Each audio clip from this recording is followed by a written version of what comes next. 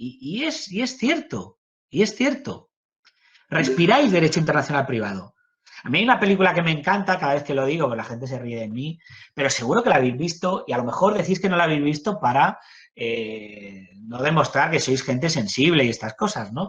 Pero hay una película estupenda que se llama Love Actually. Es una comedia de estas muy ñoña y tal, de esas que te la pones cuando estás hecho polvo para llorar un rato, ¿no? Historias de estas de amor y estas cositas, ¿no? Y ahí se dice que el amor está en el aire, ¿no? Yo digo que el derecho internacional privado está en el aire, que respiráis derecho internacional privado, aunque os parezca mentira. Mira, tenemos aquí a Vanessa. Vanessa, si has preguntado tú antes, Vanessa. Vanessa, ¿estás enamorada? No. Bueno, pues vamos a suponer que sí. Y que tienes una pareja estupenda y maravillosa. Ahora se acerca el 14 de febrero, el día este del Corte Inglés, ¿no? Y su pareja, ¿qué nombre le ponemos a tu pareja? A tu enamorado o enamorada, bueno, tu enamorado, vamos a suponer, ¿no? O enamorada, te quiere dar una sorpresa y te dice, Vanessa, te quiero tanto que te invito a cenar a un restaurante en París. ¿Dónde vives tú, Vanessa? En Murcia. Murcia. Joder, pues te invita a un restaurante en París. Luego a lo mejor resulta que es en el McDonald's que hay al lado de Ure, da igual, pero te invita a París a cenar, ¿no? ¿Por qué? Porque, olvidaros del COVID, porque ha comprado unos billetes de estos de avión con Ryanair hace 7 años que le han costado 10 euros por los dos, ¿no? Y que os vais a ir un día, el avión saldrá a las 4 de la mañana desde el aeropuerto no sé dónde y llegaréis a no sé dónde también, ¿no? Pero vais a cenar los dos allí en París estupendamente, y es una sorpresa que te va a dar por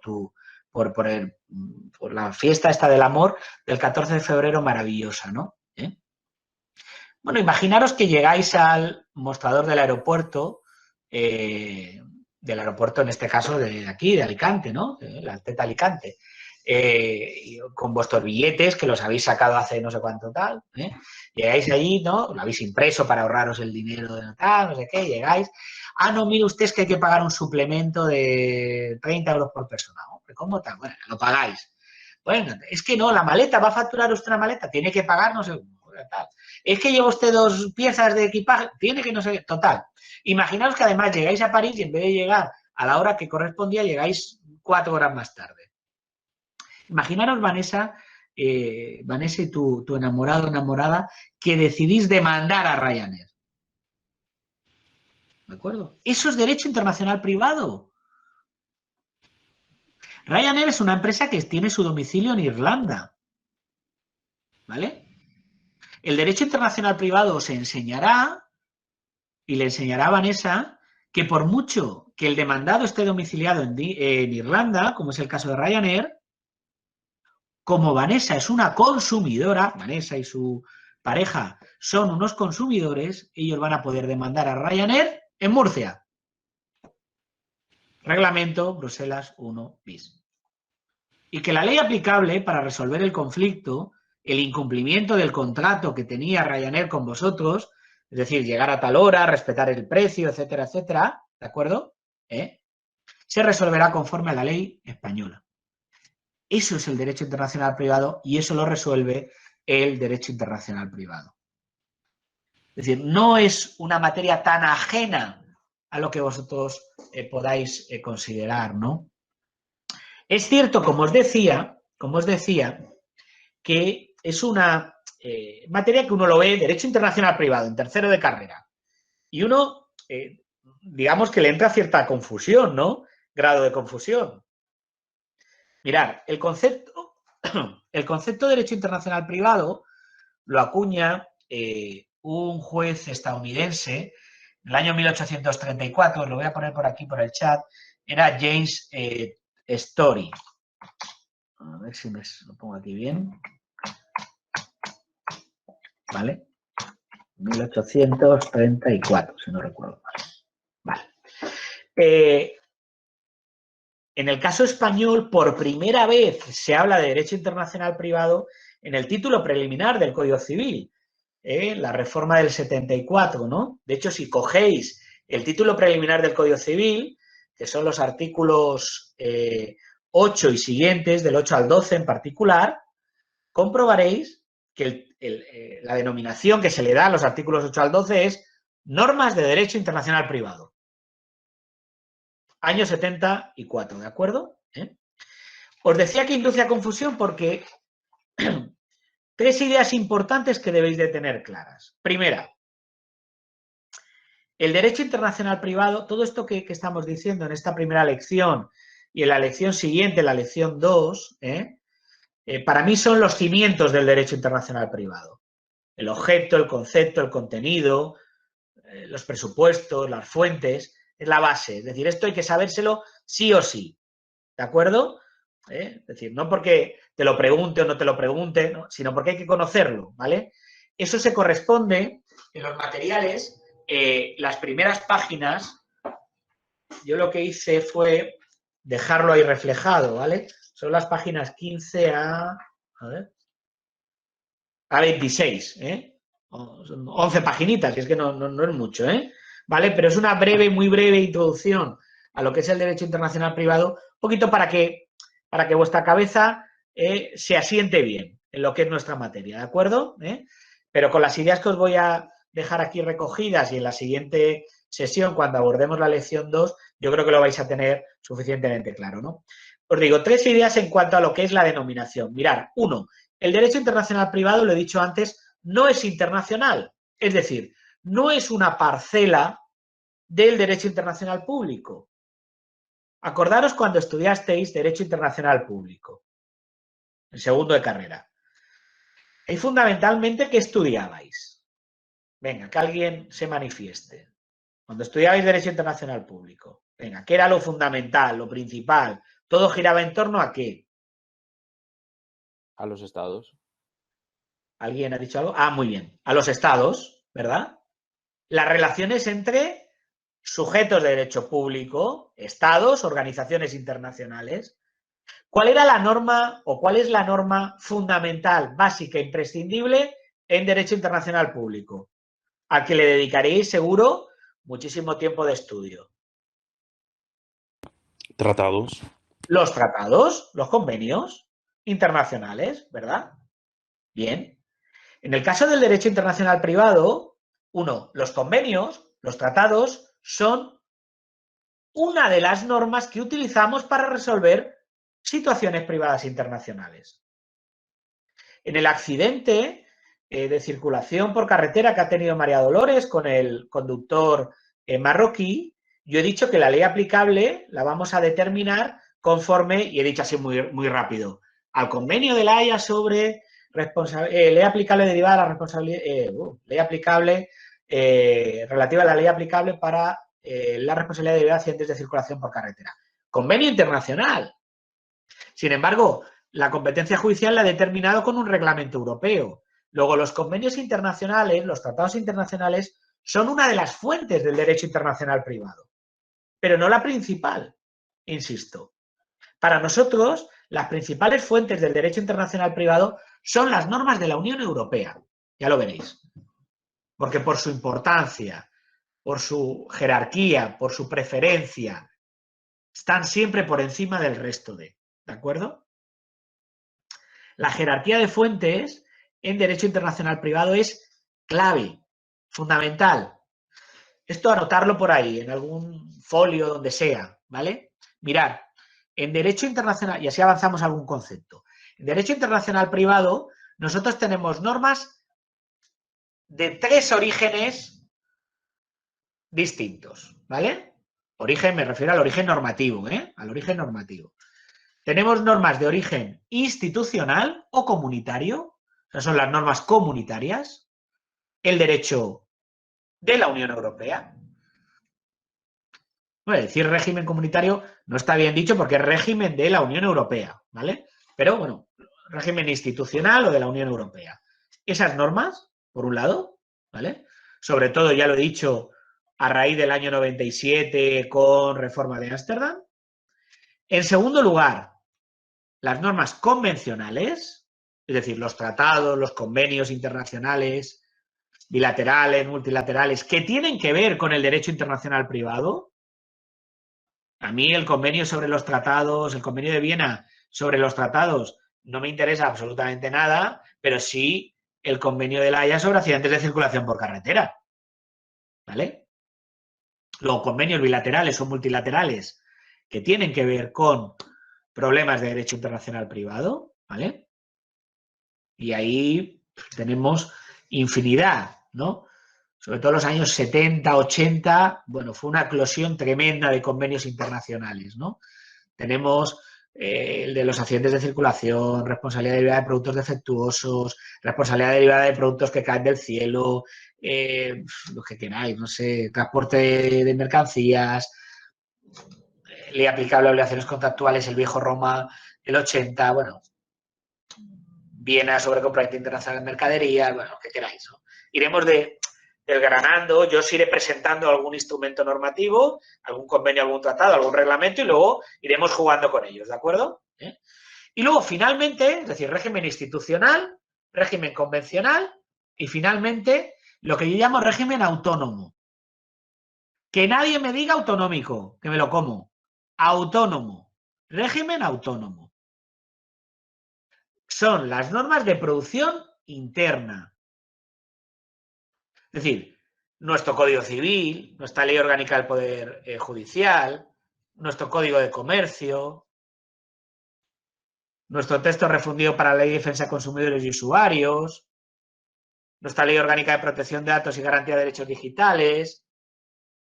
Es decir, normas internas que regulan alguna cuestión de derecho internacional privado. Pero aquí picoteamos. No todo el Código Civil es una norma de derecho internacional privado. Algunos artículos del Código Civil, por ejemplo, del 8 al 12.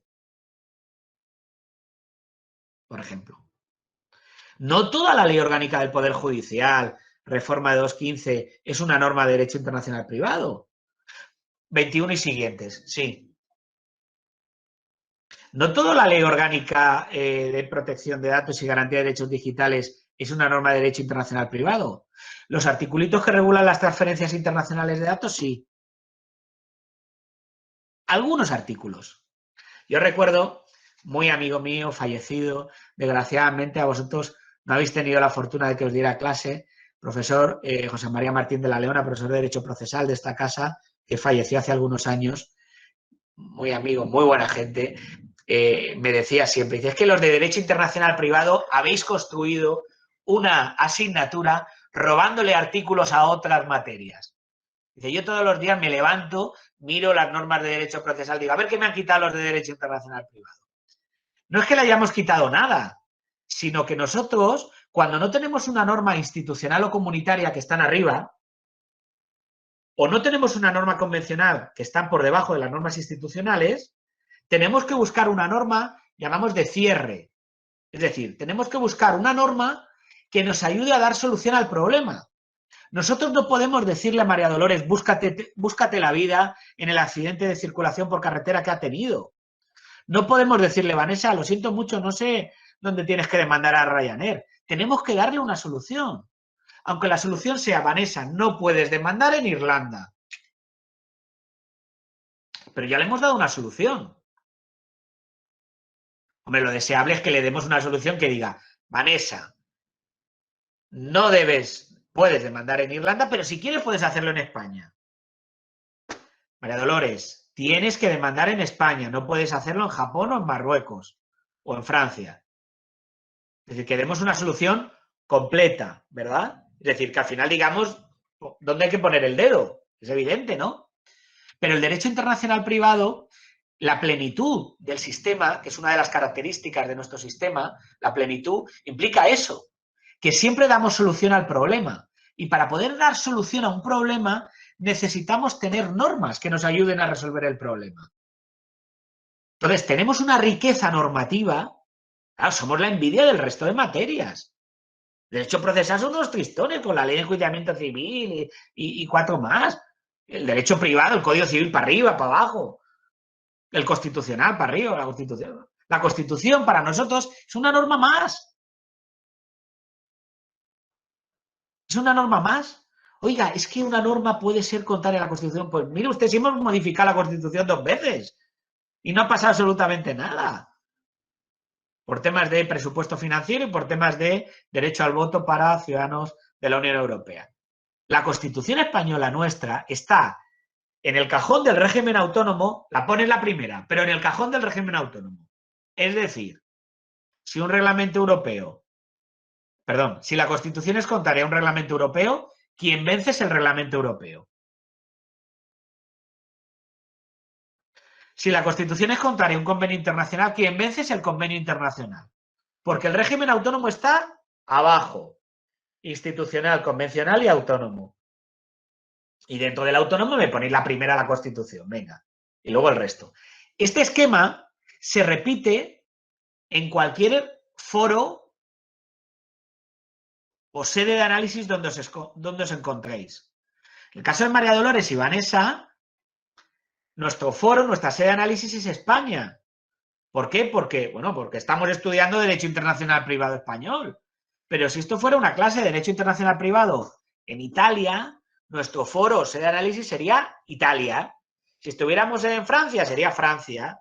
Y desde Francia diría, mi régimen institucional es este, mi régimen convencional es este, y mi régimen autónomo será mi constitución, mi ley no sé qué, mi norma no sé cuánto.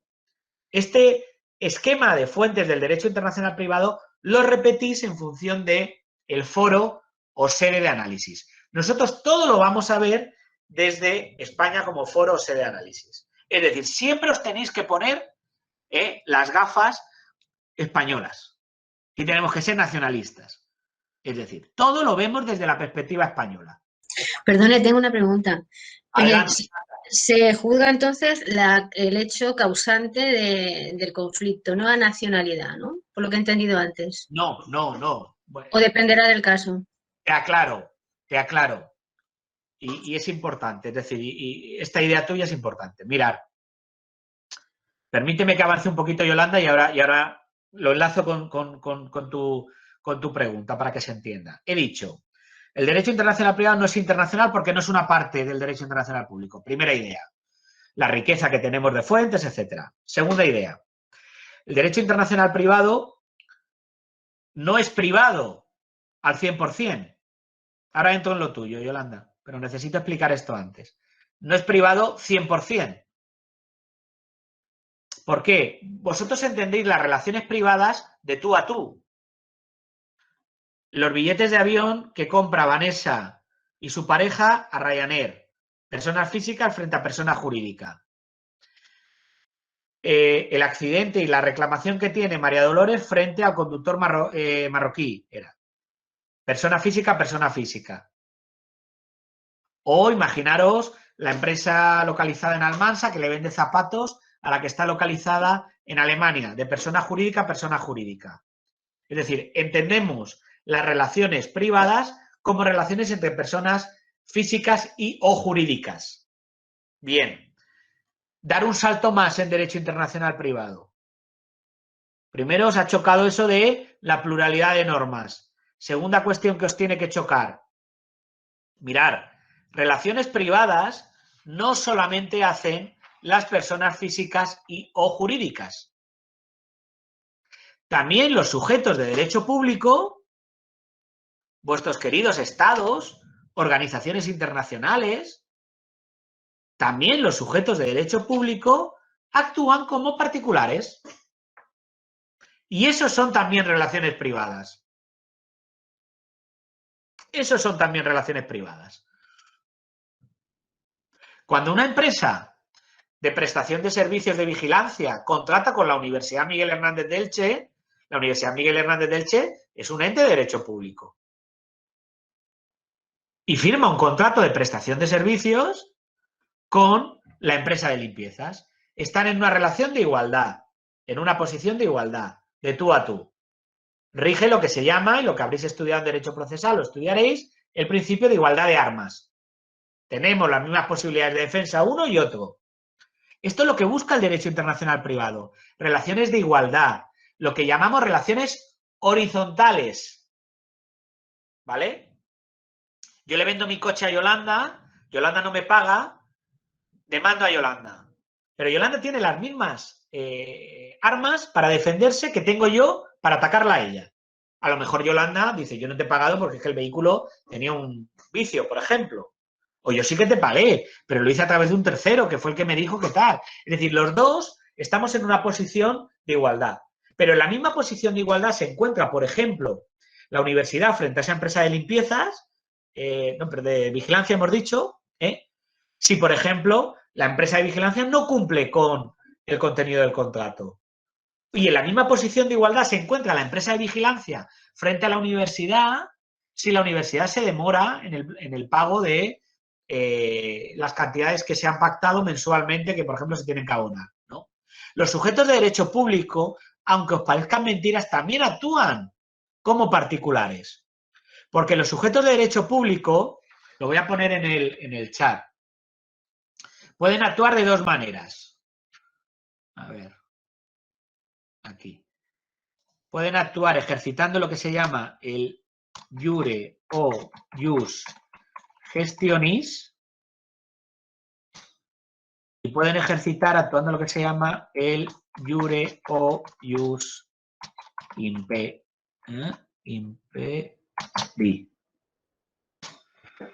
Pueden ejercitar su derecho de gestión o pueden ejercitar lo que se llama su derecho de imperio, ¿vale? Diferenciármelo muy bien. El iure gestionis, derecho de gestión, paréntesis, es igual a derecho privado. Derecho de gestión igual a derecho privado.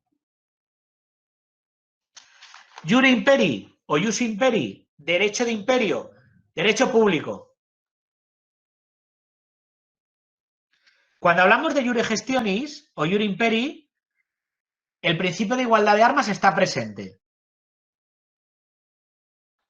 Cuando hablamos de iure o ius imperi, el principio de igualdad de armas no está presente.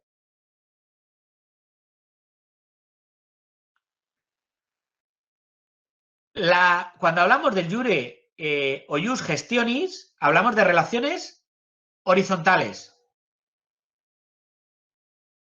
Cuando hablamos de iure o ius imperi, las relaciones son verticales. Relación horizontal versus relación vertical. Principio de igualdad de armas, no hay igualdad de armas, hay discrecionalidad. ¿Vale? Derecho privado, derecho público. Os pongo ejemplos que se entiendan. Vamos a ver. Os lo he dicho antes, cuando yo venía de Alicante, venía de casa aquí a la universidad y me ha parado la policía y me ha preguntado ¿dónde va usted? Y le he enseñado el justificante y no sé qué, pero esto no dice que da clase y he tenido que entrar por el móvil en la aplicación, mire usted mi horario, no sé cuánto, tal. Yo estoy en igualdad de armas frente a la gente, a los dos agentes de policía que me han parado. Es decir, ¿estamos en igualdad de armas los dos? Yolanda, piensa bien. Sí. Ellos te atacan y tú puedes defenderte, sí. ¿Tú crees que estoy en igualdad de armas? ¿En serio? Si finalmente el agente dijese, oiga, pues mire usted, de hecho me lo ha dicho, es que este justificante no te dice que usted trabaja en la universidad, pero nada más. Y si yo le hubiera dicho, mire usted, es que el horario no lo tengo encima, pues le voy a sancionar. Bueno, pero luego tú puedes recurrir la sanción, ¿por qué no vas a recurrir? Claro, estás en igualdad de armas. ¿Qué quieres decir? ¿Que estás en una situación de inferioridad en ese momento o a lo largo del proceso? Si estoy en una situación en la que nos encontremos en una posición de tú a tú. En ese momento no, pero tú tienes a lo largo del tiempo.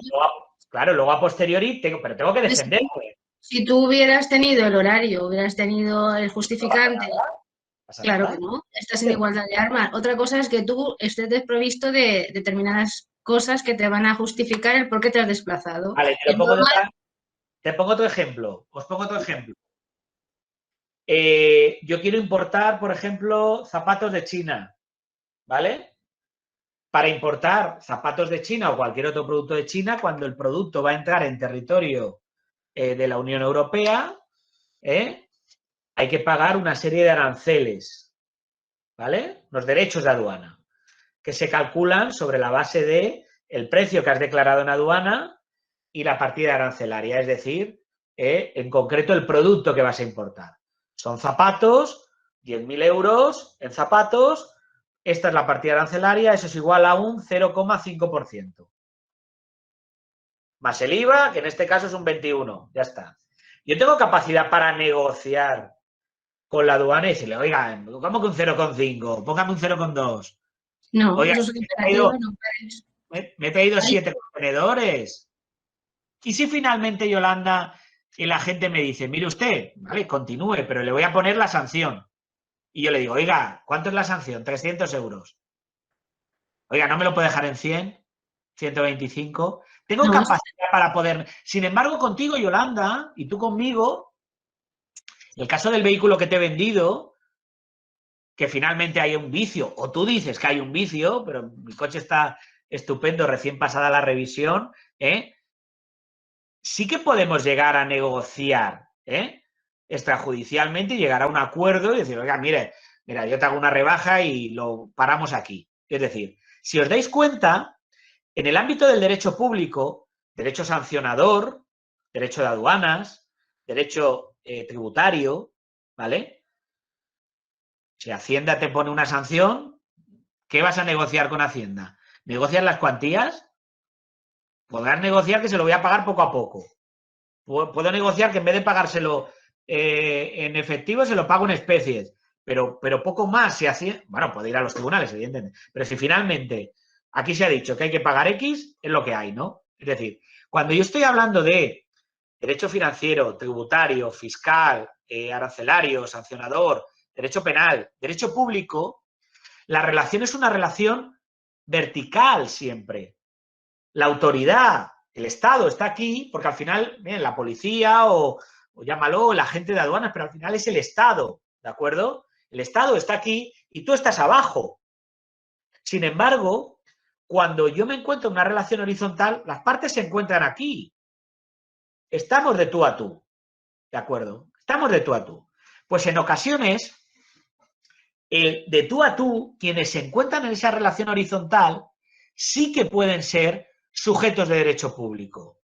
O sujetos de derecho público y o particulares, es decir, personas físicas o jurídicas. El caso que os he dicho de la universidad y el contrato de vigilancia con la empresa de vigilancia, o por ejemplo, os cuento un caso, un par de casos o más si queréis.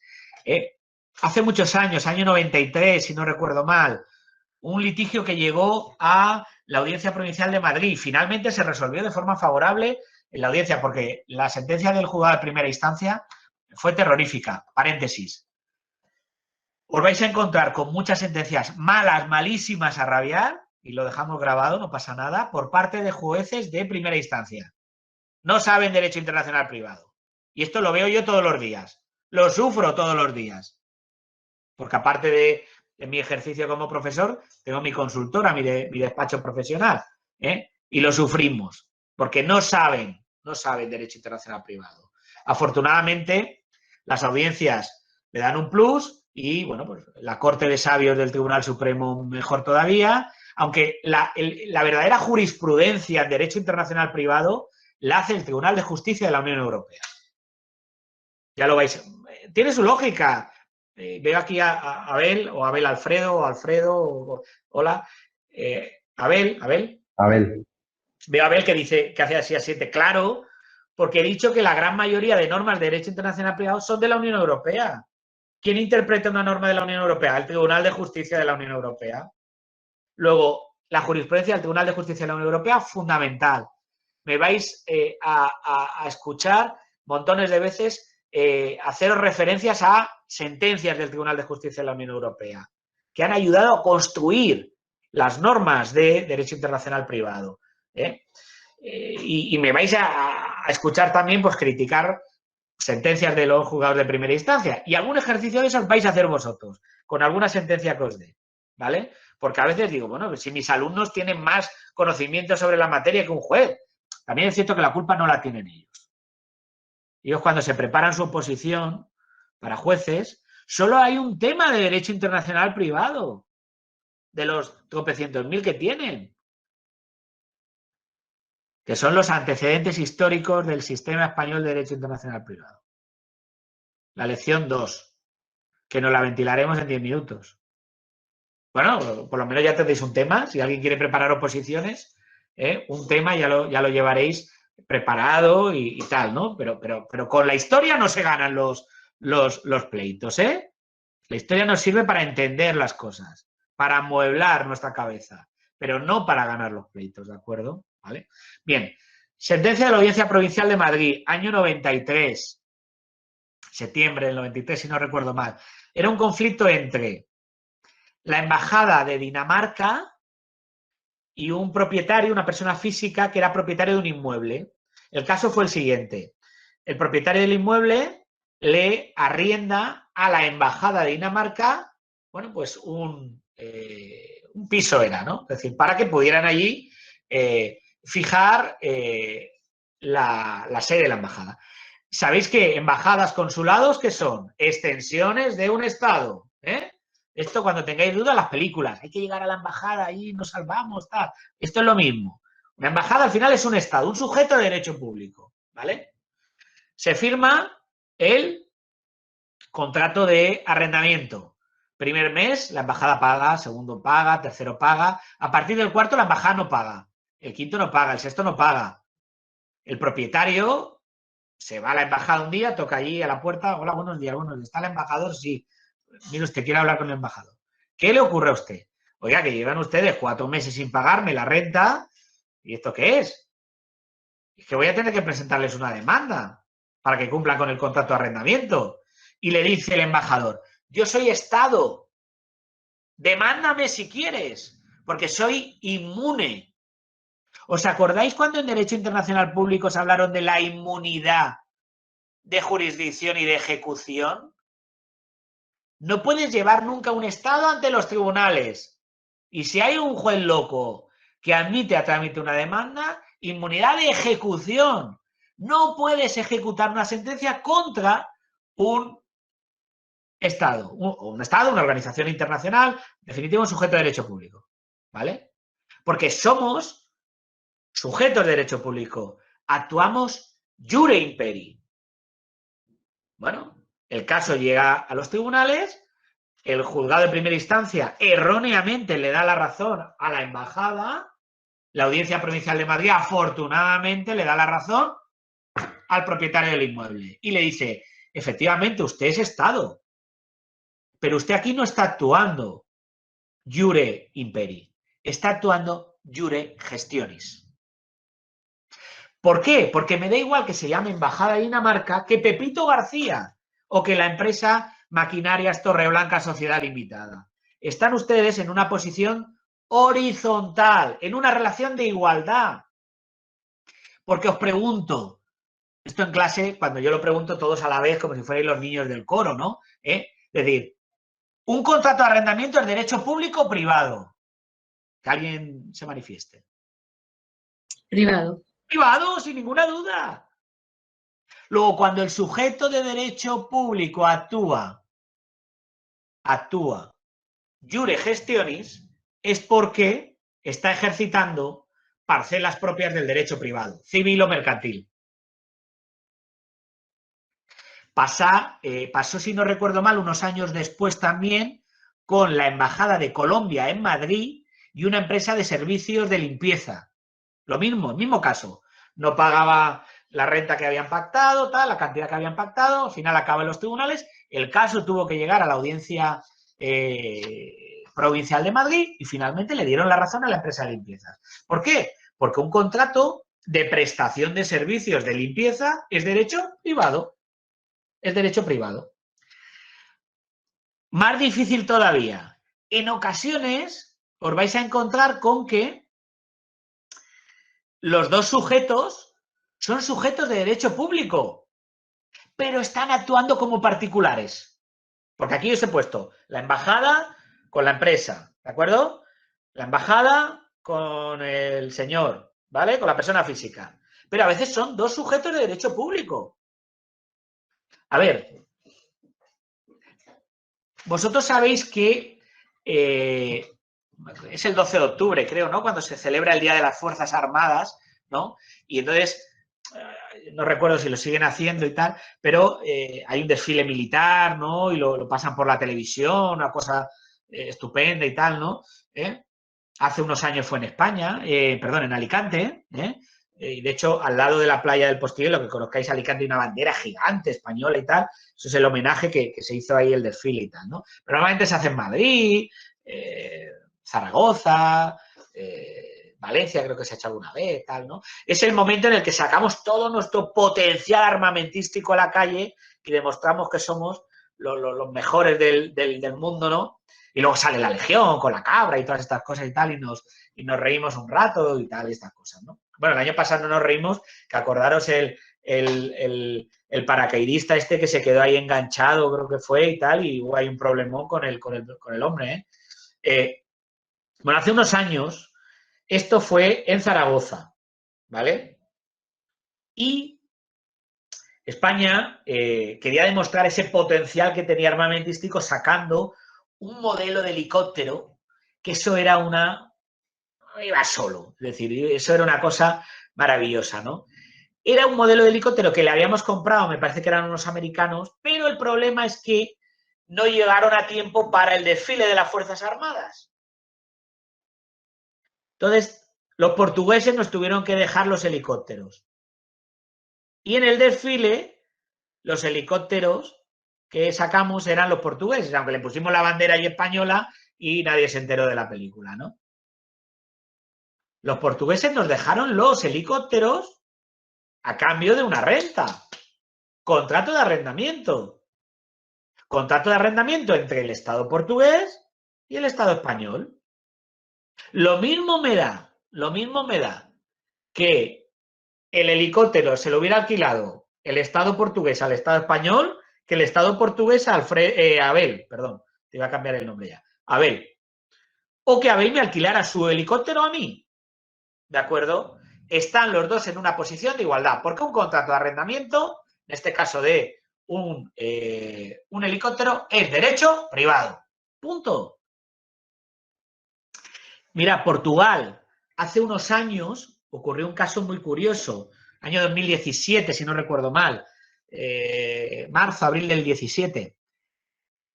El Banco Santander, sujeto de derecho privado, presentó una demanda contra el Estado portugués por el incumplimiento de unos contratos de préstamo. En plena crisis, el Banco Santander le prestó dinero al servicio de transporte de pasajeros de Lisboa y Oporto, al Estado, en definitiva, portugués, ¿no? Y habían pactado, pues, unos plazos de devolución, unos intereses y tal.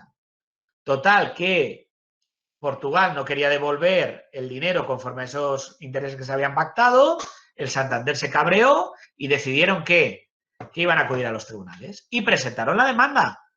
Sujeto de derecho público, Estado portugués, sujeto de derecho privado, Banco Santander. Los dos en posición de igualdad, relación horizontal. Contrato de préstamo. Lo mismo da que el dinero Santander se lo prestara al Estado portugués que se lo prestara a Mireia, a Magalí o a Andrei. Lo mismo me da. O a mí. Bueno, a mí no creo porque no soy recomendable. ¿Vale? Lo mismo nos da. ¿Os acordáis plenísima crisis? Yo creo que os acordaréis de esto. Año 2000... Yo creo que 2013 ya, por lo menos, ¿no? Principios del 2013, ¿no? ¿Os acordáis Grecia, la situación catastrófica en la que se encontraba? Con los hombres de negro, el famoso Varoufakis y compañía, ¿no? Se le ocurre a los dirigentes griegos una cosa estupenda y era la siguiente. Grecia, que es un país maravilloso y que es un cúmulo de islas, ¿vale? Dijeron, oye, es que hay un montón de islas que tenemos aquí deshabitadas. Hicieron un censo y tenían 40 islas que estaban deshabitadas, ¿vale? Dijeron, vamos a hacer una cosa, venderlas no podemos, pero ¿y si las alquilamos? Y se plantearon durante un plazo de 50 años lanzar concesiones administrativas para alquilar las islas. ¿A quién? Pues a uno que diga, oye, me sobra el dinero y oye, que tengo una isla en Grecia. Claro, la tengo durante 50 años, ¿no? Igual que si el Ayuntamiento de Elche, promotor del parking de no sé dónde, te deja a ti en concesión administrativa durante 30 años una plaza de garaje.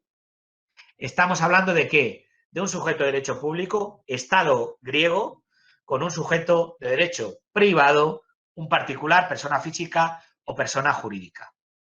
De hecho, calcularon que con esa medida podían incluso sacar unos, creo que casi 20.000 millones de euros, una burrada. Luego al final la gente se le echó encima y dijo que las islas, que no, y al final la idea esa se quedó absolutamente en nada, ¿no? Pero lo que vengo a deciros es que el derecho internacional privado no es derecho privado en esencia, en punidad. Nosotros somos un derecho privado en el que vivimos de relaciones horizontales y esa es la clave. Lo primero que me tenéis que buscar ante cualquier supuesto que os plantee o que se os plantee es, ¿esto es una relación horizontal? ¿Es una relación de igual a igual? Si la respuesta es sí, continuamos. Esto es como los libros estos de elige tu propia aventura, ¿no? Pasa la página, lo mismo. Pero si la respuesta es que no, buscaros otra asignatura porque en otra asignatura encontraréis la respuesta, pero no en Derecho Internacional Privado. ¿De acuerdo? No en Derecho Internacional Privado. ¿Bien? Bien. Voy llegando a la pregunta de Yolanda. Ahora terminamos la clase y os desconectáis, no sé qué tal, y os pregunta el novio, la novia, el marido, la mujer, el niño, la niña. Oye, ¿de dónde vienes? Vengo de clase de Derecho Internacional Privado. ¿Y eso qué es? ¿Eso qué es? Porque uno le dice derecho penal, derecho civil, más administrativo, más o menos se entiende. Derecho Internacional Privado, ¿eso qué es? Tenéis que contestar con 3 palabras, que os las tenéis que grabar a fuego. Los ponéis ahí en un folio en grande, ahí en la habitación, el despacho, donde sea. En Derecho Internacional Privado, ¿qué estudiamos? Situaciones privadas internacionales. Relaciones privadas internacionales. Situaciones propias del tráfico jurídico externo. Relación privada. ¿Qué es una relación privada? Una relación horizontal. Ya lo hemos dicho, ¿eh? Una relación horizontal. ¿Qué es una relación horizontal? Una relación entre sujetos de derecho público que actúe iure gestionis y o personas físicas o jurídicas. Relaciones de igual a igual. Relaciones horizontales. ¿Quién puede estar en una relación horizontal? Un sujeto de derecho público actuando iure gestionis, la embajada, el Estado español, Grecia con las islas, ¿vale? Y o personas físicas o jurídicas. Relaciones horizontales. Me queda el elemento internacional. ¿Cuándo una relación es internacional?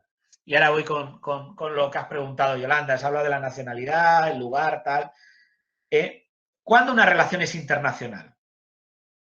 Mirar, una relación es internacional, una situación privada es internacional, cuando en el supuesto localicéis lo que llamamos un elemento de extranjería.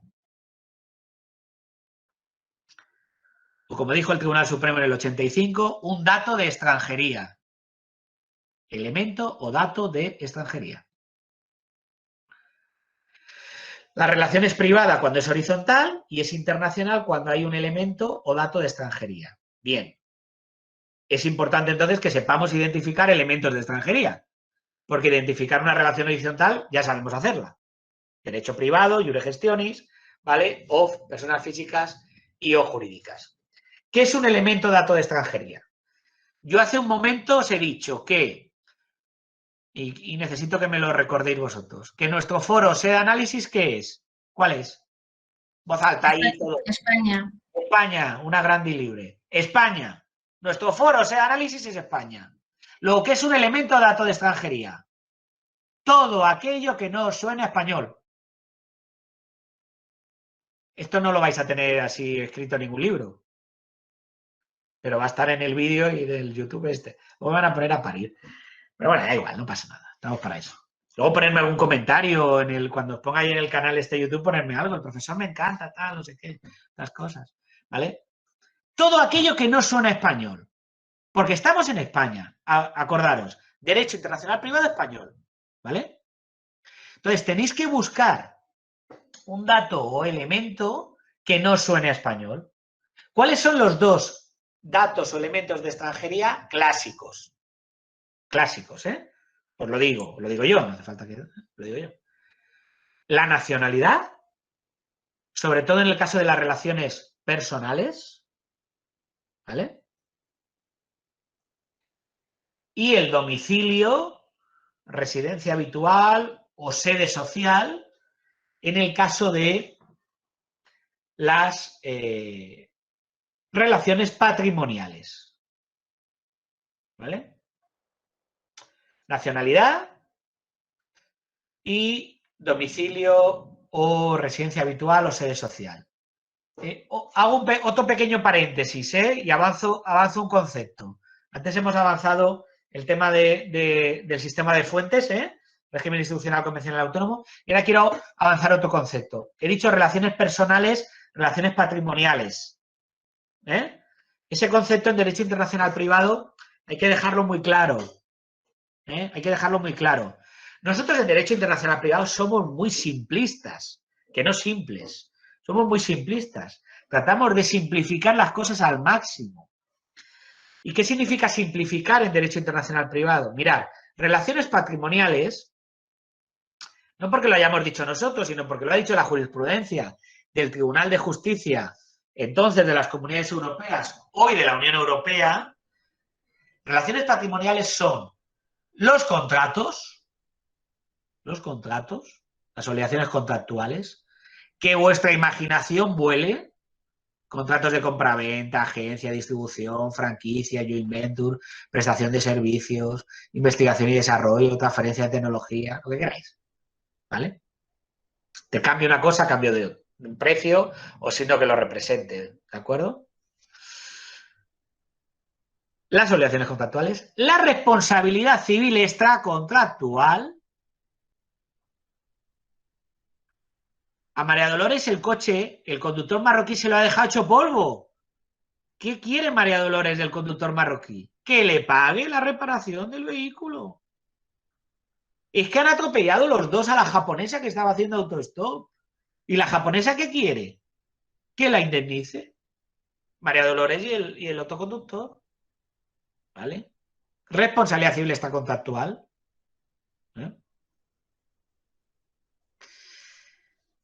Obligaciones contractuales, responsabilidad civil extracontractual y, en tercer lugar, porque lo dijo el Tribunal de Justicia, sentencias de Cabel 1, de Cabel 2, la prestación de alimentos.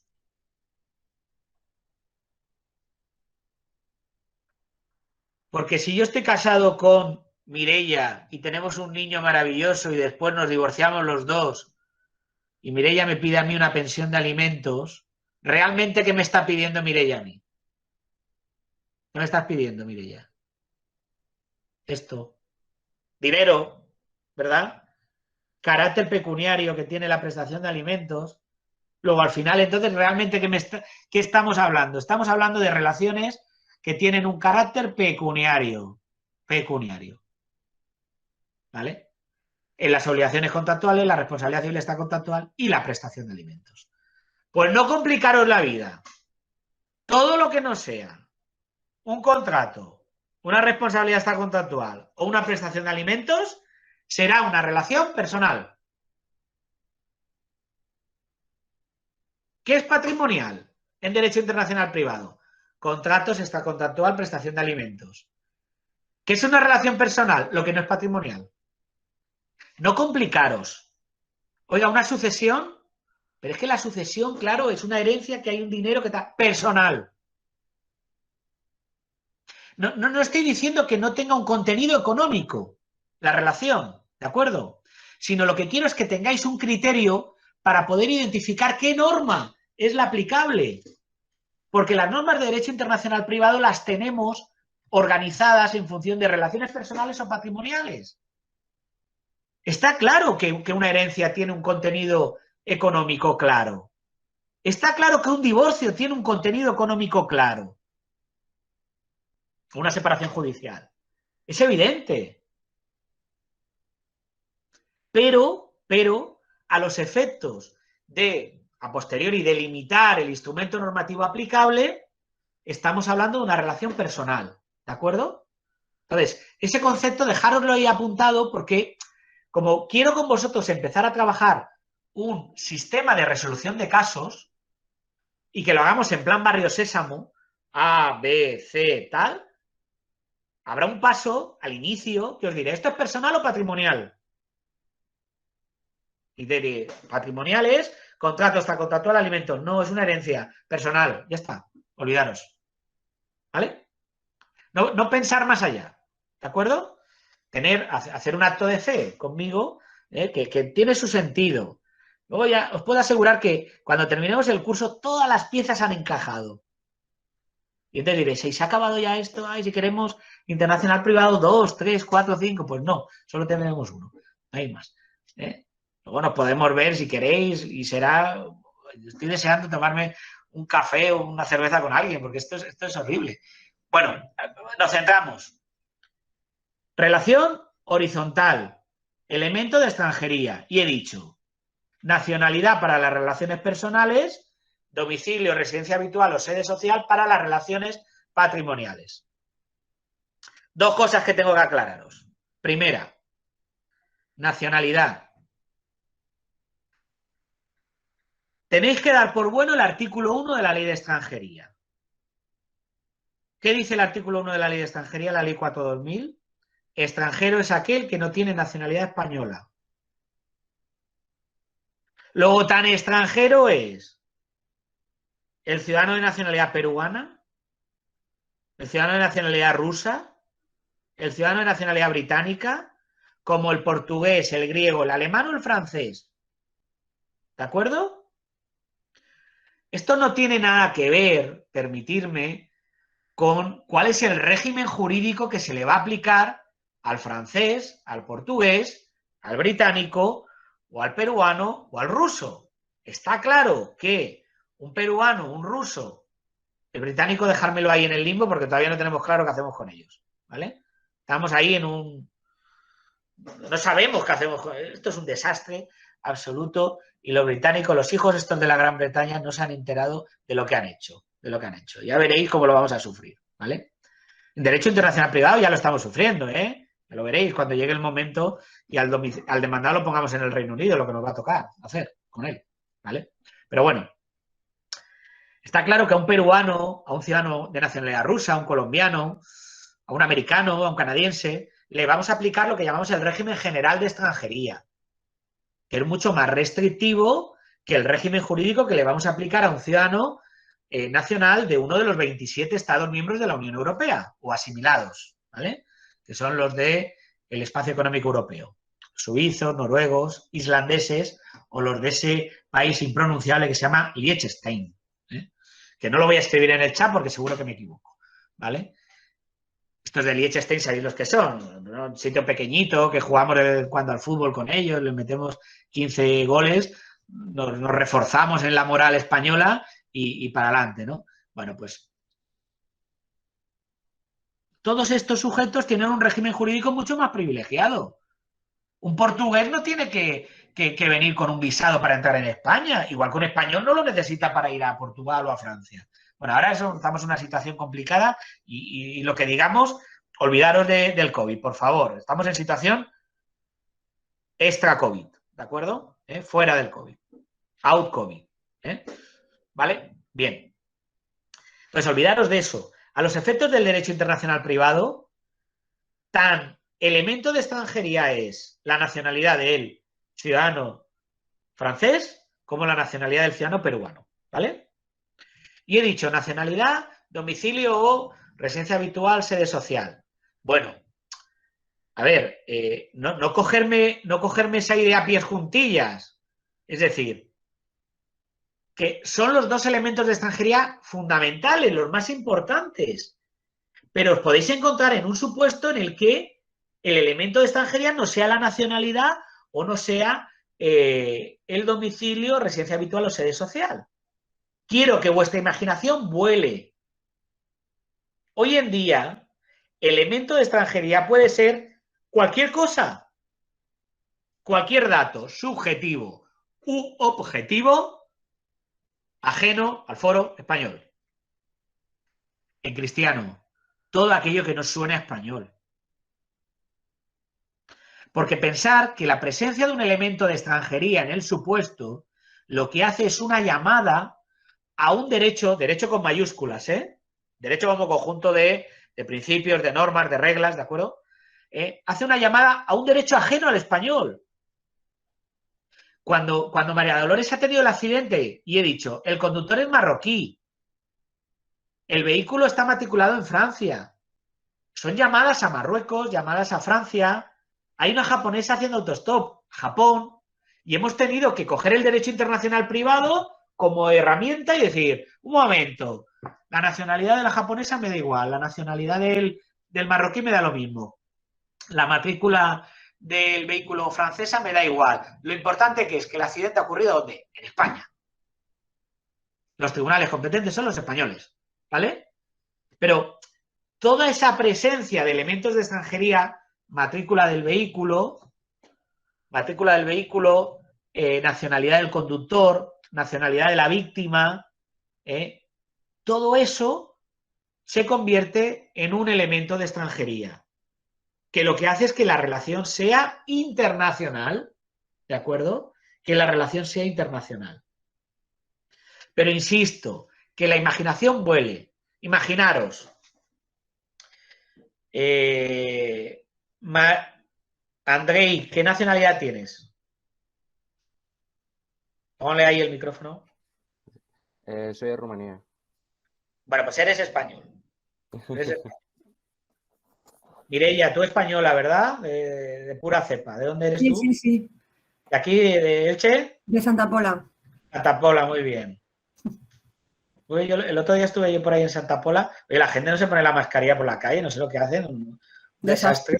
Un desastre tremendo. Andrei, ¿tú dónde vives? ¿Dónde vives? Alicante. Hemos dicho que Andrei es español, ¿eh? Y Mireia también. Los dos son españoles. Imaginaros que los dos firman un contrato de compraventa. Andrei le vende su coche a Mireia. Coche matriculado en España, que se encuentra en Alicante, o en Santa Pola, me da igual, ¿vale?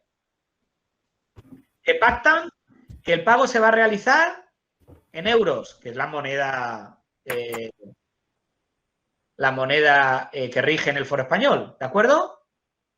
Pero Andrei, que es un tío muy pillo, que es medio youtuber, ha dicho, el dinero me lo pones en una cuenta corriente que tengo en Andorra.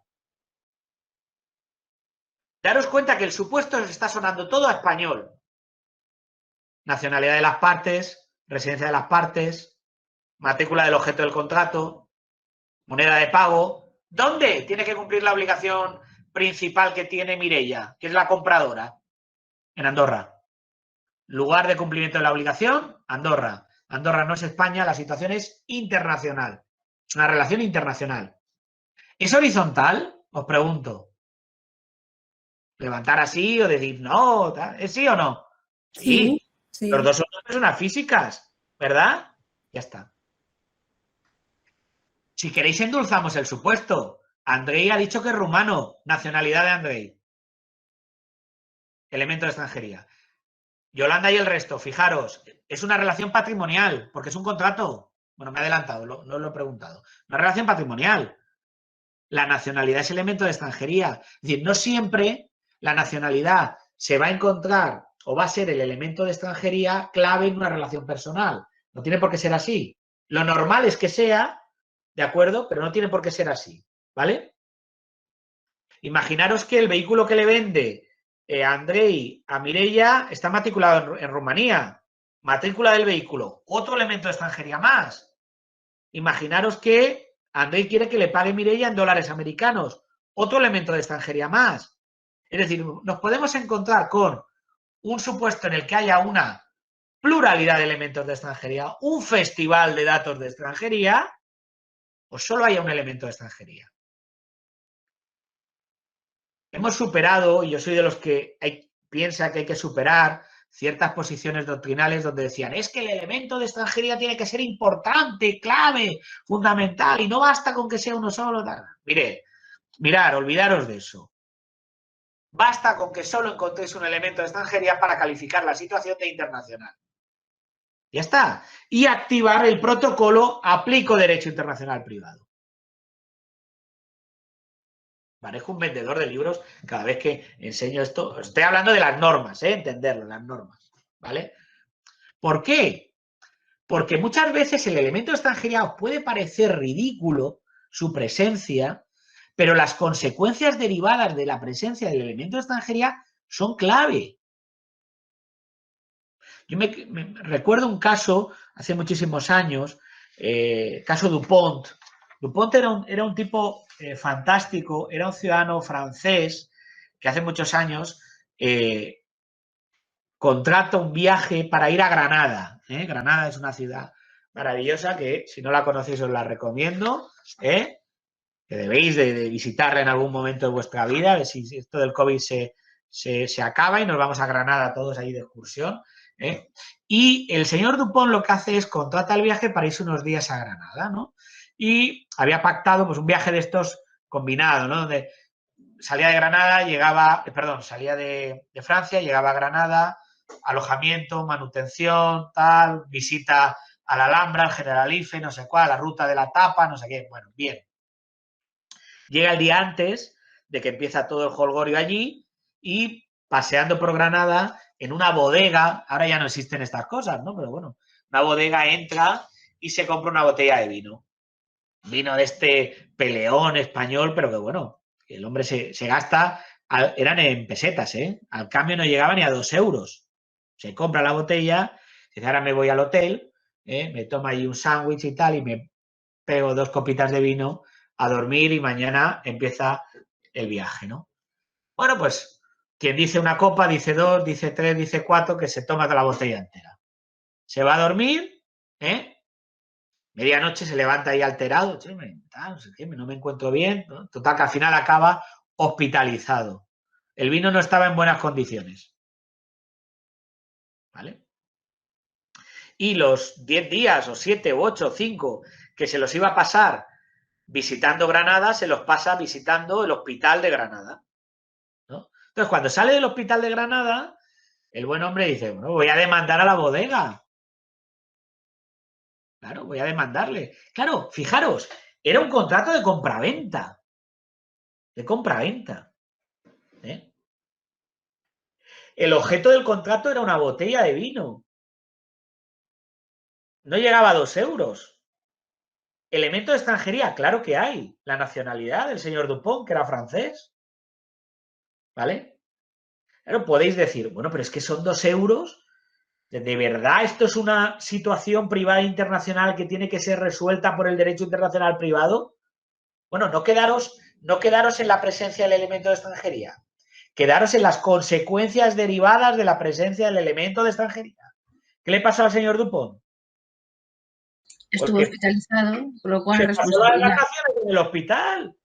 Claro, entonces, cualquier elemento de extranjería, y es lo que yo pienso, y reflexionar sobre esta idea, es relevante, lo digo porque si os da por leer el derecho internacional privado, hay ciertas teorías sobre la relevancia del elemento de extranjería.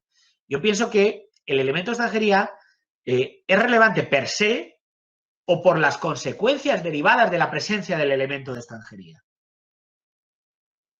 Si Andrei coge el autobús, se sube al autobús en Alicante, compra el billete de autobús, paga, no llega a 2 euros por el billete de autobús, se sienta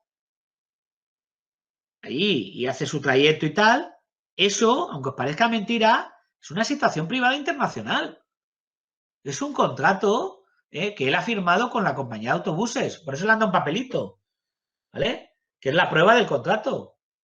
Es un contrato, en este caso, que le han dado un servicio de transporte de viajeros. Ahí nos parece relevante que eso sea una situación privada internacional. Imaginaos que, desgraciadamente, el autobús, por la avenida Alfonso el Sabio de Alicante, le fallan los frenos y choca contra la Plaza de los Luceros.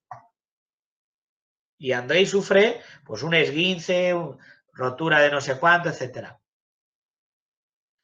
Lo que no era relevante a los ojos nuestros, porque era un simple billete de autobús, se convierte en relevante por las consecuencias derivadas de ese elemento internacional que hay en el supuesto, que es la nacionalidad del compañero. Entonces, o el elemento de extranjería es relevante porque lo es. Si yo en vez de deciros que el señor Dupont había comprado una botella de vino, os digo que compra 3 contenedores de botellas de vino y ahí diré, bueno, entonces sí. ¿Vale? No son 2 euros, son 20.000 euros. Ya lo entiendo. ¿Vale?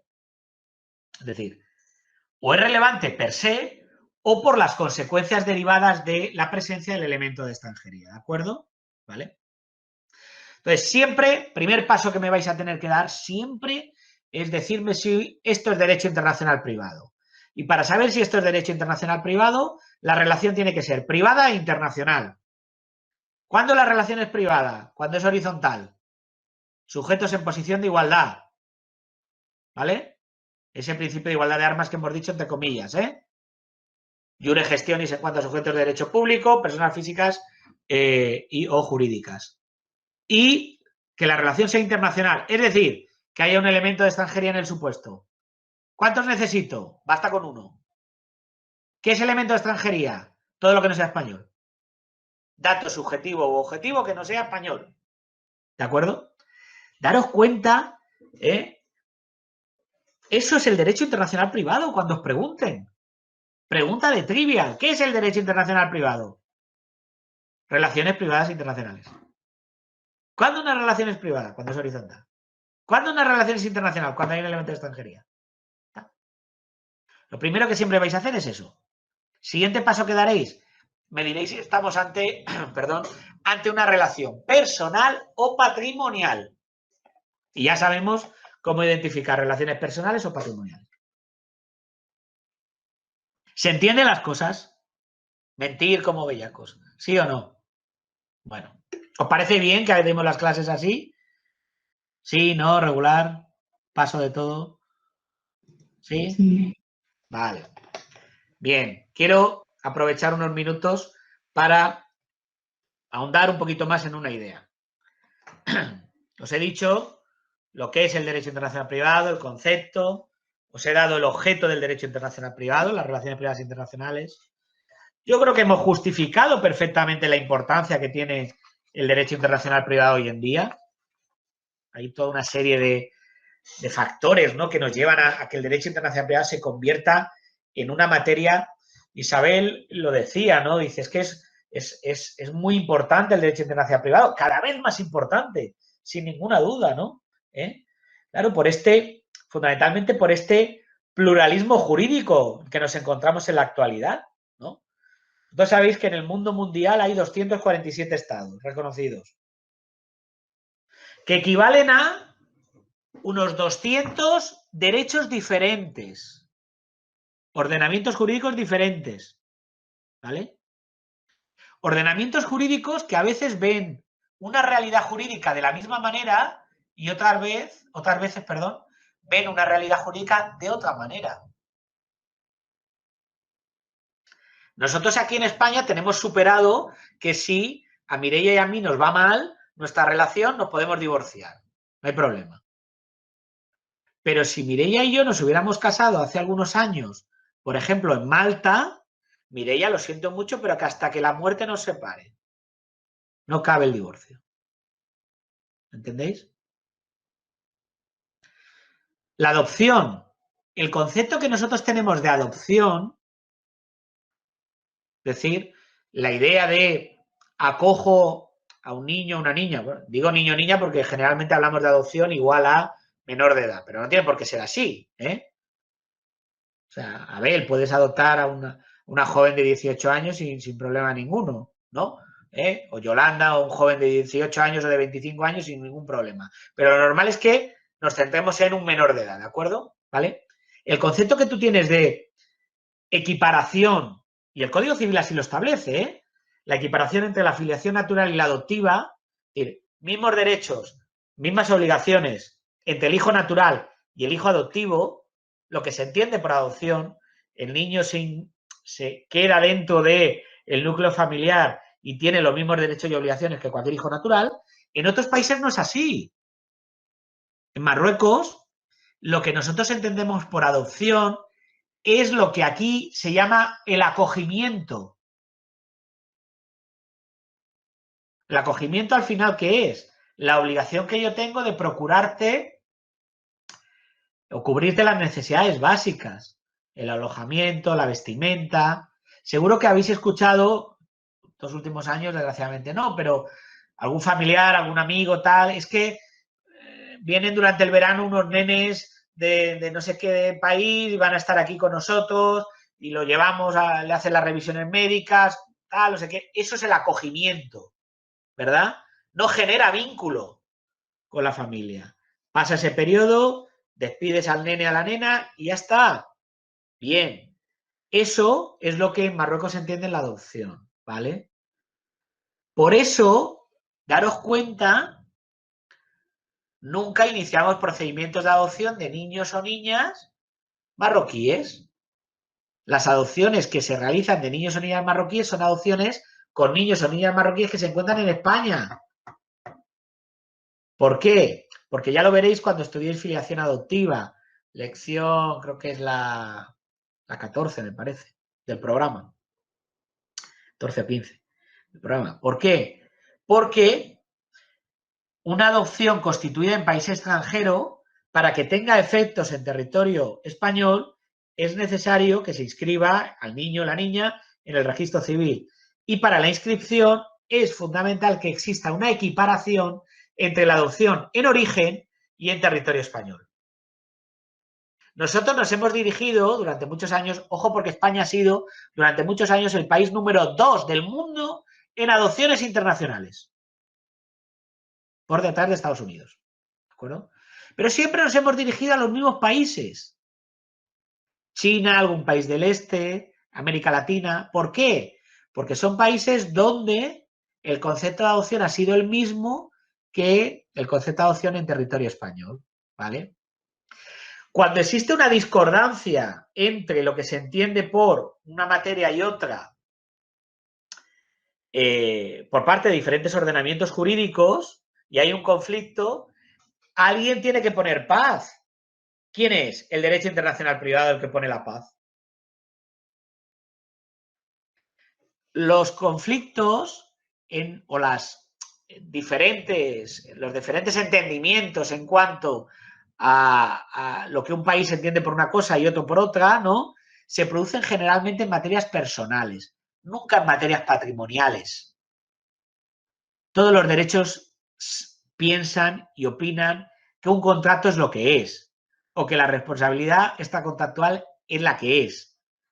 Pero digamos que en la intimidad de ese estado, que es la esfera personal, ahí es donde surgen las discrepancias, ¿no? El divorcio, por ejemplo, el tema de la adopción, por ejemplo, ¿de acuerdo? Bien. Cuando hay un problema, el derecho internacional privado emerge, ¿no? El derecho internacional privado tiene también su importancia porque es que hoy en día salimos mucho más que antes. Tenemos una vocación transfronteriza, si me permitís la palabra, ¿no?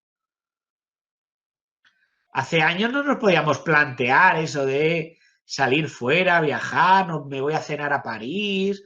No te lo planteas, ¿no? El mundo terminaba en los Pirineos y se acabó, pero afortunadamente ahora es algo muy habitual. Oye, termino la carrera en la Miguel Hernández y encontré una oferta de trabajo en Suiza, me voy a Suiza a trabajar. O me hago un Erasmus y me voy 6 meses a no sé dónde. O viene no sé quién a estudiar aquí. O me compro el libro a través de Internet. ¿Me entendéis? Esa vocación transfronteriza que tenemos, ¿qué provoca en ocasiones? Problemas. Que el libro que me compré por Internet no llega, que Ryanair me ha jugado una mala pasada, ¿vale? Que el trabajo que realmente iba a ser en Suiza no lo es, surge el conflicto. Hay que resolver el conflicto. ¿Quién lo resuelve? El derecho internacional privado, ¿vale? Creo que concepto, objeto, la importancia que tiene el derecho internacional privado creo que quedan suficientemente claras. Termino estos minutos que nos quedan remarcando lo que son las preguntas clásicas de derecho internacional privado, el contenido del derecho internacional privado. Es decir, sabemos que vamos a estudiar relaciones privadas internacionales. Bien, de acuerdo. Que sean relaciones personales o relaciones patrimoniales. Lo sabemos, perfecto. Pero quiero que tengamos claro cuáles son los problemas de derecho internacional privado. Aunque os parezca mentira, hemos señalado algunos de esos problemas al hilo de algún casito práctico que hemos dibujado en la sesión de hoy. Bueno, os cuento. 3 problemas clásicos de derecho internacional privado. Competencia judicial internacional. La competencia judicial internacional. Os voy a poner las siglas que manejamos. Si me deja esto. ¿Ahora? Sí. Vale. La competencia judicial internacional. Mayúscula. El derecho aplicable o el jus. ¿Vale? Y las cuestiones de reconocimiento y ejecución. Competencia judicial internacional, derecho aplicable y cuestiones de reconocimiento y ejecución. Competencia judicial internacional. ¿Qué tribunal o tribunales son competentes para conocer de este litigio privado internacional? ¿Qué tribunal es el competente para conocer del accidente que ha tenido María Dolores? Lo hemos dicho antes, el español, el marroquí, el francés, japonés. ¿Qué tribunal o tribunales son competentes para conocer de este litigio privado internacional, de esta situación privada internacional, de este conflicto privado internacional que se ha planteado? ¿Vale? Primera cuestión. El coche que le ha vendido Andrei a Mireia y el pago hemos dicho en Andorra. ¿Qué tribunal es competente? ¿El español o el andorrano? ¿Vale? Luego ya cuando hemos ido endulzando el supuesto, hemos dicho, no, Andrei rumano, dólares americanos. Bueno, pues ¿qué tribunal es el competente? ¿El español, el andorrano, el americano? ¿Vale? Cada elemento de extranjería, llamada a un derecho, llamada a la puerta de un tribunal. No siempre tenemos que entrar. Bueno, pues en el caso, por ejemplo, de Mireia y Andrei, diremos, el americano no tiene nada que ver porque se hayan utilizado dólares, el rumano no tiene nada que ver, aunque su nacionalidad sea rumana, ¿de acuerdo? Andorra, bien, pero no nos sirve. Y al final, ¿dónde entrega usted el vehículo? En Santa Pola, tribunales españoles. ¿Vale? Pero bueno, esto lo iremos avanzando. Primer problema, la competencia judicial internacional. Segundo problema, el derecho aplicable. Lo hemos dicho antes, bien. ¿Qué tribunal es el competente? Ya lo tengo claro. Y ahora la segunda cuestión es, ¿y qué ley va a aplicar ese tribunal? En el supuesto hemos dicho la española, la japonesa, la marroquí. Es decir, ¿qué ley va a aplicar el tribunal? ¿Qué derecho? Derecho con mayúsculas, ¿eh? ¿Cuál es el derecho que cogerá el tribunal? Puede ser su derecho, el derecho nacional, o puede ser, lo he avanzado antes, un derecho extranjero, ¿vale? Un derecho ajeno al derecho español, que ya se lo tendrán que dar a conocer las partes, tal, ¿vale? La ley aplicable, el derecho. Ojo, porque en derecho internacional privado no concretamos el tribunal de la localidad X ni el derecho en cuanto a la ley Y o Z. Nosotros somos, yo a veces digo que somos un derecho inacabado. Es decir, porque nos quedamos un paso antes. No acabamos el supuesto, ¿no? Es decir, diréis derechos, o sea, tribunales españoles, franceses, belgas o japoneses, pero no los de la ciudad de Montpellier, la ciudad de Alicante o la ciudad de París, ¿de acuerdo? Ahí ya habrá que ir a las normas de demarcación y planta judicial de ese país concreto para fijar exactamente cuál es el tribunal que conoce, ¿vale? Y lo mismo pasa con la ley aplicable. Diremos qué ordenamiento jurídico, en mayúsculas, es el que tiene que aplicar el tribunal competente, el español, el francés o el belga, pero no diremos exactamente la ley 1425 o las directrices 75A. No, ¿De acuerdo? Nos quedamos en ese pasito antes, ¿vale? Y el tema del reconocimiento y ejecución. Se trata de qué eficacia en España va a tener un acto jurídico extranjero o qué eficacia en el extranjero puede tener un acto jurídico español. He dicho acto jurídico, no he dicho sentencia, he dicho acto jurídico, ¿vale? Es decir, y dejarlo como acto jurídico y ya iremos avanzando en esa idea. ¿Qué eficacia en España tiene un acto jurídico? Es decir, lo hemos dicho antes, ¿qué valor tiene una adopción constituida en Marruecos? ¿Qué valor tiene en España? Eso es un problema de reconocimiento y ejecución, ¿de acuerdo? Imaginaros que en el caso de María Dolores y el conductor marroquí, finalmente dicta la sentencia al Tribunal Español y el conductor marroquí regresa a Francia porque su vehículo era francés, ¿de acuerdo? Vale, ¿qué efectos en Francia va a tener una sentencia dictada por un tribunal español para que finalmente María Dolores pueda cobrar la indemnización por daños y perjuicios que ha fijado el tribunal español, ¿de acuerdo? Es decir, ¿qué efectos tiene lo operado en España en el extranjero o qué efectos tiene lo que ocurre en el extranjero en territorio español? ¿De acuerdo? Se habla de el reconocimiento y ejecución o la eficacia jurídica. ¿De acuerdo? Esa es la idea, más o menos, para que lo veáis. Y esto, insisto, no tiene por qué ser algo propio del ámbito conflictual jurisdiccional, me explico. No necesariamente hablar del reconocimiento y ejecución es hablar de los efectos que una sentencia judicial tiene en España. No necesariamente es eso, ¿eh? ¿Qué valor puede tener, por ejemplo, lo estudiaremos, un testamento otorgado por un ciudadano español a bordo de un buque de bandera estadounidense?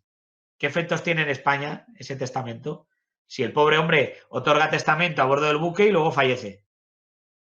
Eso es reconocimiento y ejecución, ¿vale?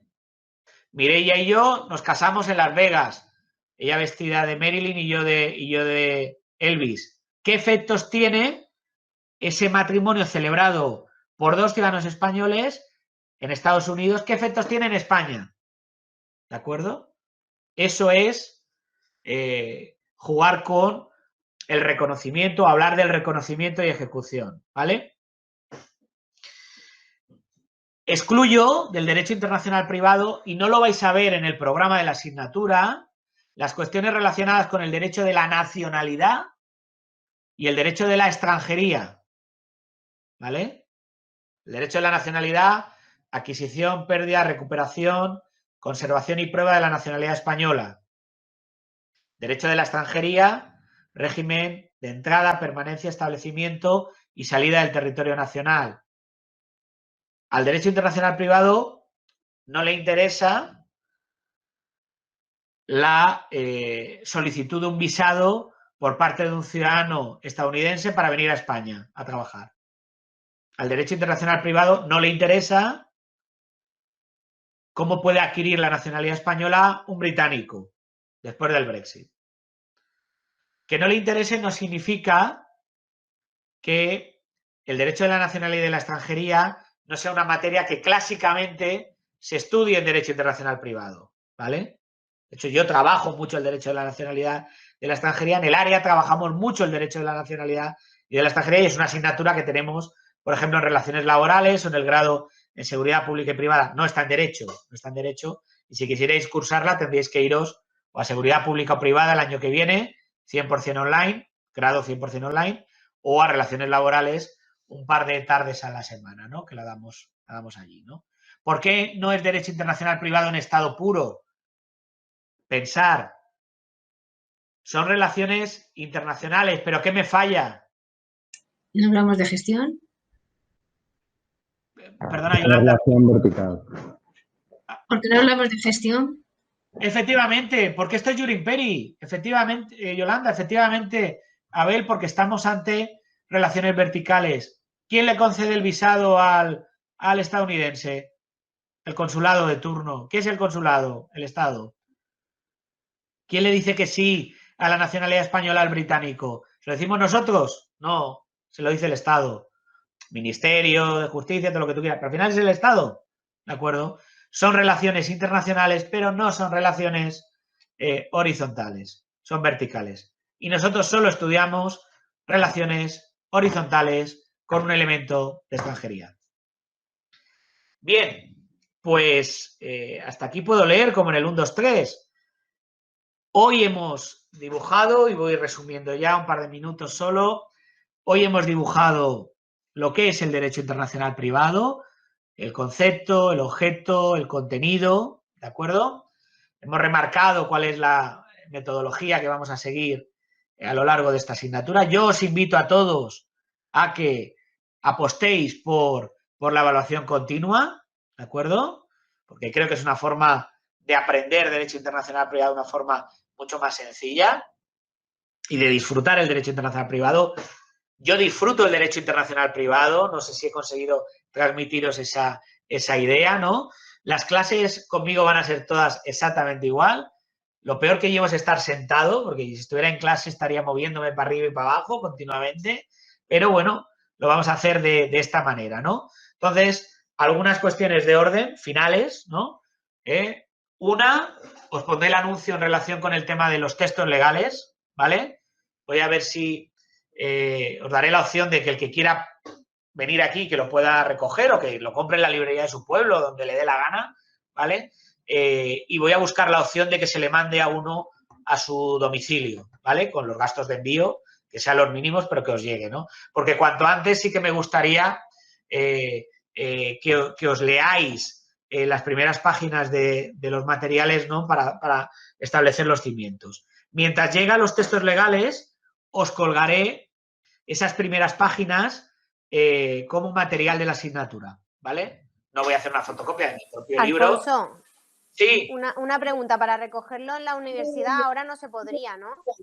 Bueno, venir a recoger el libro sí que podéis venir, ¿eh? Si somos de Elche, claro. Sí, bueno, vale. Y si sois de fuera, hasta el viernes a las 3 de la tarde. Vale, pero ¿dónde tendríamos que ir? Yo lo pongo os lo Vale. pongo en el anuncio os lo voy a poner. Perfecto, ¿vale? gracias. El edificio Quórum 3, el horario que hay, tal.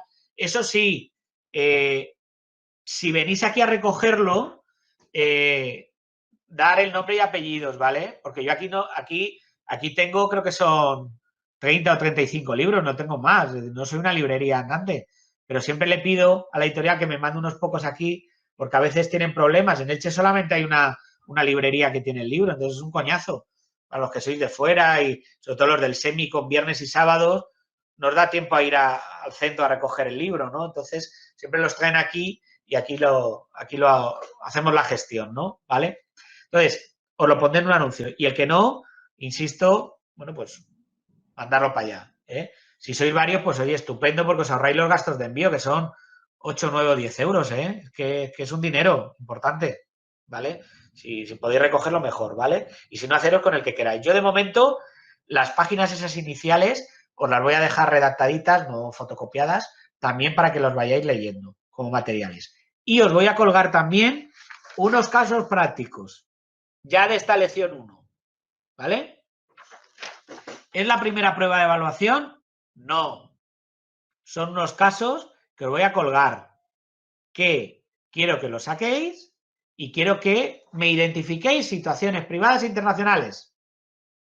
Os leéis el supuesto y me decís, ¿esto es una relación privada internacional?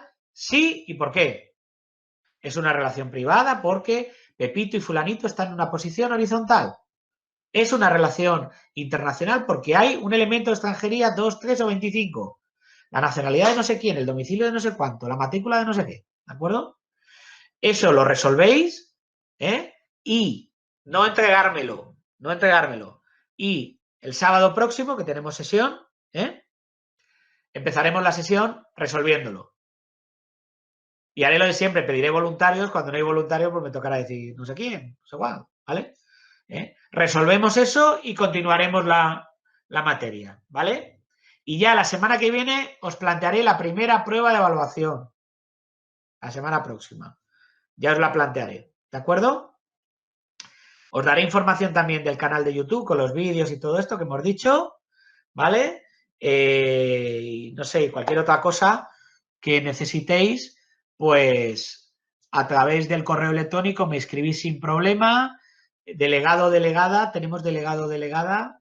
Cristian, creo que era el subdelegado, me parece, ¿no? Y la delegada, no sé si, creo que no estaba o algo, no recuerdo, algo me dijo.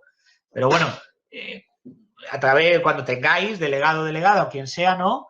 Que se ponga en contacto conmigo, yo le doy mi teléfono y si hay cualquier cosa me lo decís. En principio, empezamos la clase 9:30, 9:40. Nos damos esos 10 minutos. Yo estaré desde las 9:30 conectado, o antes. Pero nos damos esos 10 minutitos por si hay alguna duda, alguna pregunta. Vais entrando, el café está cayendo, tal, y ya arrancamos la clase.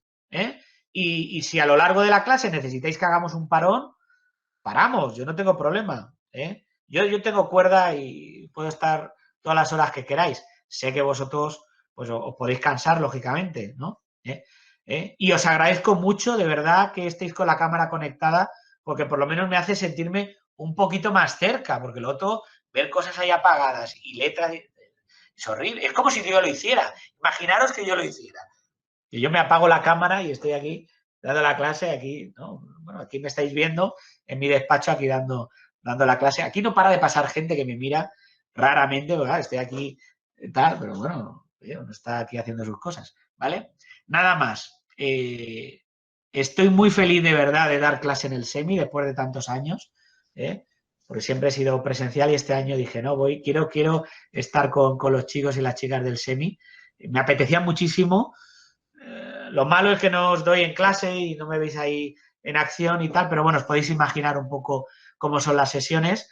Y por favor, cualquier duda, algo que no se entienda, paramos en ese momento. Alfonso, no se entiende, pongo un ejemplo. ¿Vale? Y enseguida seguimos. ¿Por qué? Porque si aquí empezáis a tener dudas, el cacao es monumental y abandonáis la asignatura. Cuando todo está clarito y mascadito, disfrutáis de la asignatura. Y eso va acompasado con una calificación estupenda, ¿vale? Si no disfrutáis de algo, no merece la pena. Y de esta asignatura hay que disfrutar porque está hecha para eso, ¿de acuerdo? Y ya cuando os canséis de mí, pues entraréis a ver. Entonces cambia el chip de otra manera y ya enseguida se pasa esto. Nada más. Bueno, voy a cortar aquí la grabación. Detengo la grabación.